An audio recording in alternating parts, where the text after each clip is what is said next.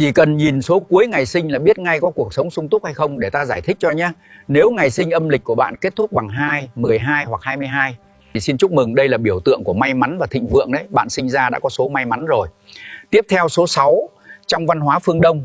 Số 6 cực kỳ may mắn. Nếu bạn sinh vào ngày 6, 16 hoặc 26 âm lịch, đoán xem bạn được định sẵn cho cuộc sống giàu sang và hạnh phúc càng lớn. Bạn sẽ có một gia đình đông vui và chẳng phải lo lắng gì cả. Còn số 9 nữa nhé. Số 9 được biết đến với may mắn trường tồn. Nếu sinh nhật âm lịch của bạn là ngày 9, 19 hoặc 29, vận may luôn mỉm cười với bạn, giỏi giang trong công việc và cuộc sống.